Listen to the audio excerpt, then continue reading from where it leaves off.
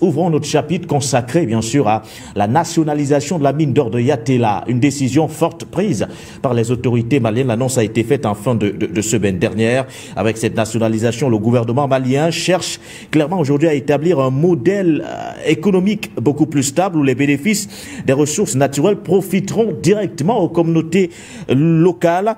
La nationalisation de la mine de Yatela aura-t-elle les effets escomptés, comme espéré d'ailleurs par les autorités maliennes, c'est-à-dire ses répercussions sur le tissu économique malien?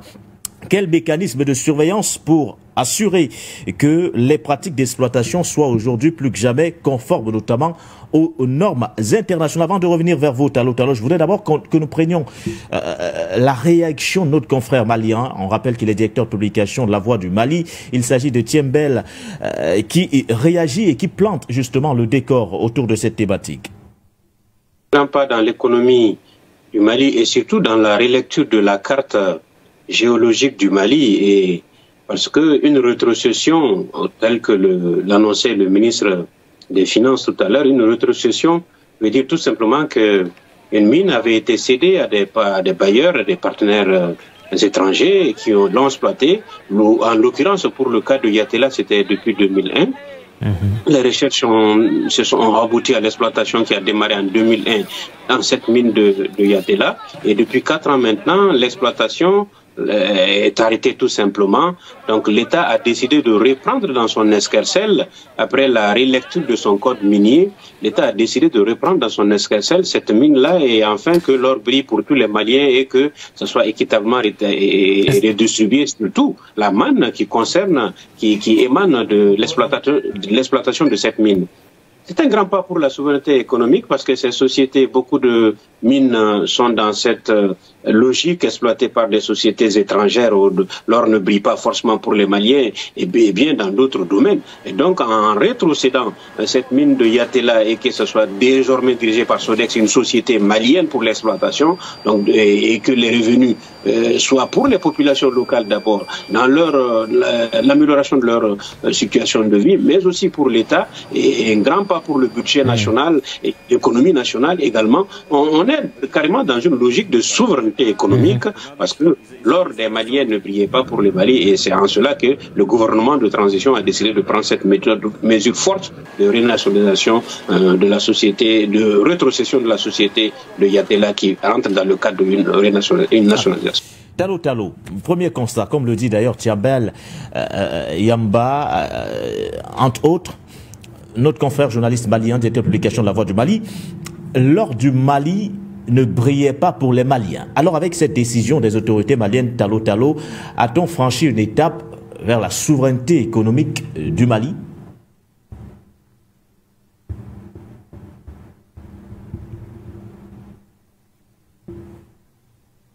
Alors est-ce qu'il me reçoit, Tallo? Alors, peut-être en attendant de retrouver le Tallo, Henri, la question, je vous la renvoie. Déjà hier, nous avons été coupés pour des raisons purement techniques, mais je pense que vous étiez sur une lancée un peu plus intéressante. Et ce matin, je vous renvoie pratiquement la même question. S'agit-il d'une étape de plus vers cette souveraineté économique affichée par les autorités maliennes depuis leur arrivée au pouvoir?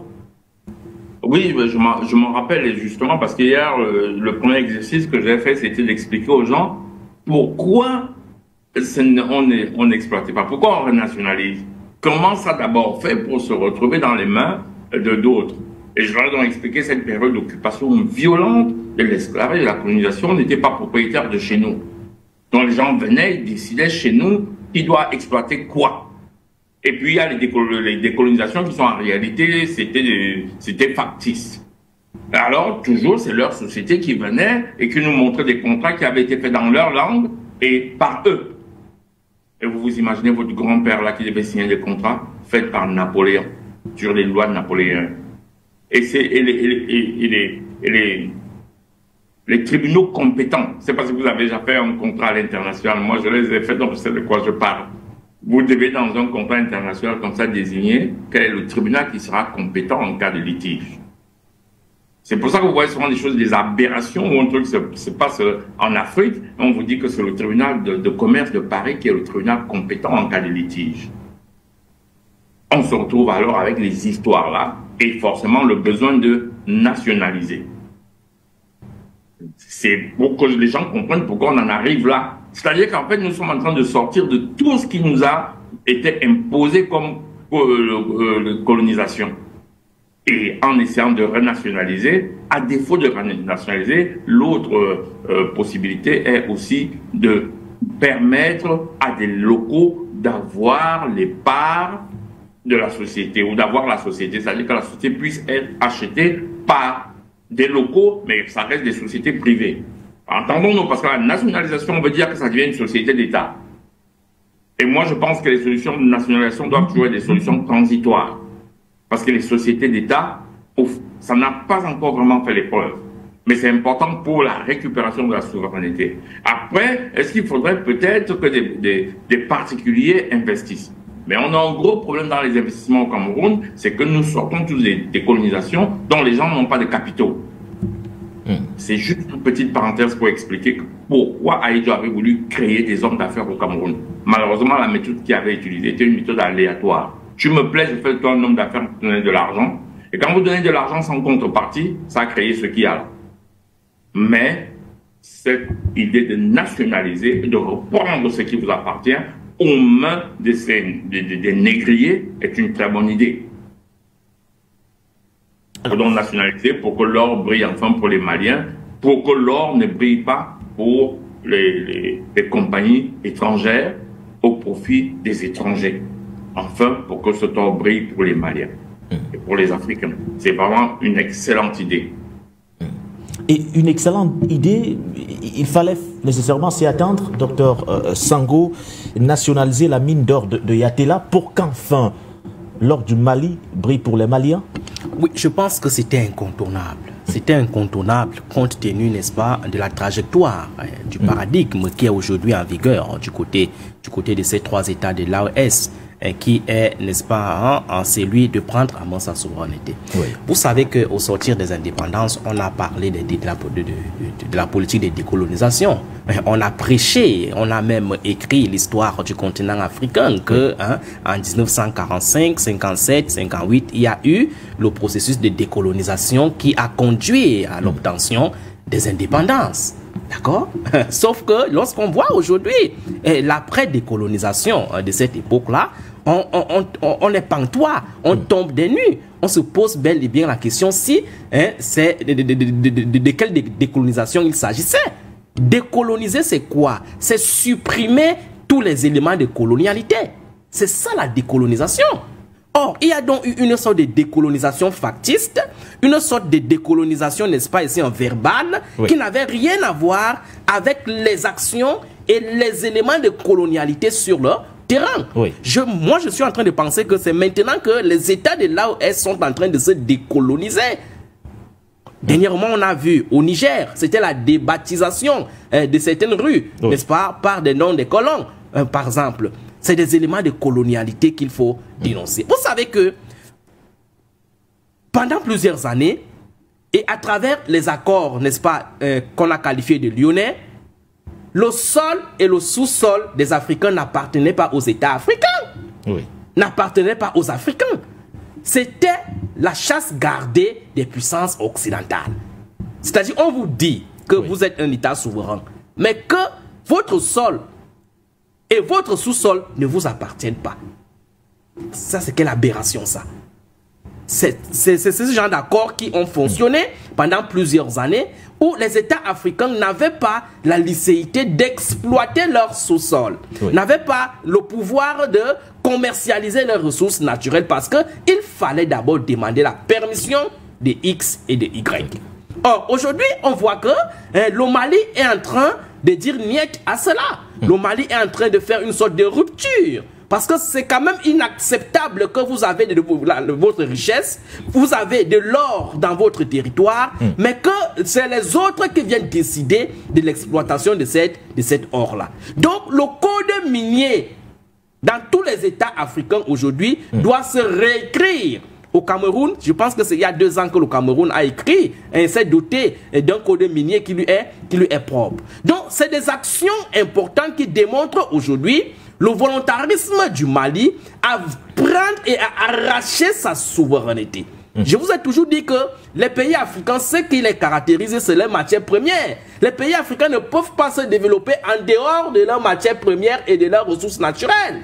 Or, à partir du moment où on captive vos matières premières, à partir du moment où on vous empêche d'exploiter et de disposer de vos matières premières, avec quel élément allez-vous vous développer? C'est ça la question.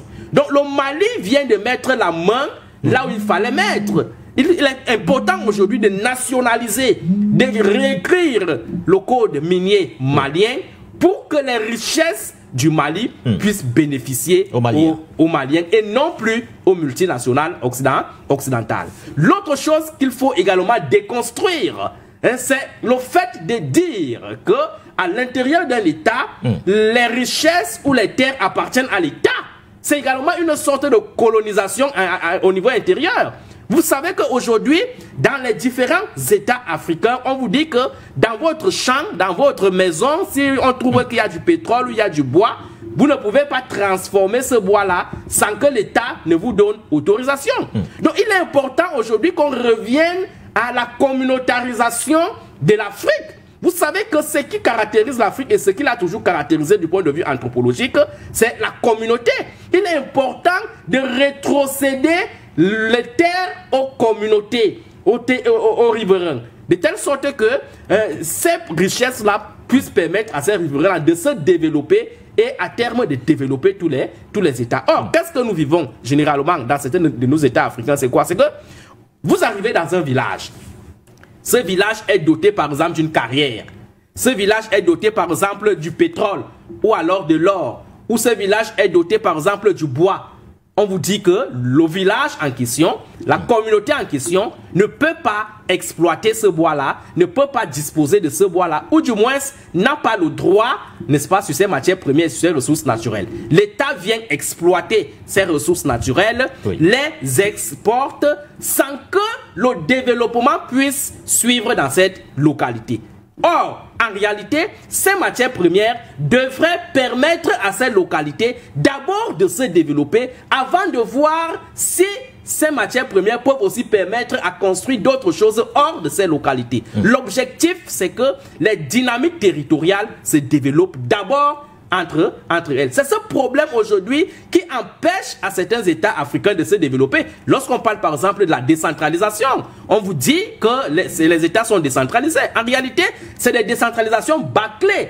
Parce que ce qui peut permettre aux États de se développer aujourd'hui, c'est cette capacité de donner au territoire le pouvoir de s'auto-déterminer, le pouvoir de se développer eux-mêmes. Or, on ne peut pas se développer en dehors de ces matières premières et de ces ressources naturelles. Donc, moi, je pense que le Mali est dans une très bonne dynamique. Il faut saluer cela et il faudrait que cela fasse tache d'huile dans tous les autres États africains qui sont restés dans cette dynamique coloniale. C'est de ça qu'il est question. C'est-à-dire, dans certains États africains encore aujourd'hui, les codes miniers sont encore à l'image de ces accords lyonnais, où on vous dit que le sol et le sous-sol appartiennent à la France. Vous ne pouvez pas exploiter votre pétrole, votre bois, ou du moins si vous voulez le vendre, vous devez demander la permission à la France. C'est la France qui doit vous dire que vous pouvez vendre à telle personne et à ne pas vendre à telle autre personne. C'est des hérésies qu'il faut aujourd'hui déconstruire dans une perspective de prise en main de la souveraineté. Donc le Mali est dans une dynamique salvatrice. Il est important, n'est-ce pas, qu'il continue dans ce sens-là, parce que nous avons la nette impression que le Mali est en train de surfer dans sur tous les éléments de colonialité et qui ont permis aux États occidentaux de les tenir jusque-là. On ne peut pas parler de décolonisation sans supprimer tous les éléments de la colonisation. On ne peut pas parler de décolonisation seulement de manière verbale et dire qu'on est décolonisé. Non! La décolonisation ne se prêche pas. Elle se vit à travers les actes d'affranchissement. Et le Mali, au même titre que le Burkina Faso et le Niger, sont en train de prêcher par l'exemple, sont en train de déconstruire tout ce que les pays occidentaux ont construit pour les maintenir. Et aujourd'hui, on voit que l'un des éléments importants qui a permis, n'est-ce pas, de tenir ces pays africains reste le sol, c'est-à-dire l'aspect minier. Et le Mali est donc en train de se réapproprier ce secteur. Question de donner maintenant l'opportunité aux Maliens et aux Maliennes de jouir de la plus-value de leurs richesses naturelles que Dieu leur a donné. Merci à vous, Dr Sango Loma.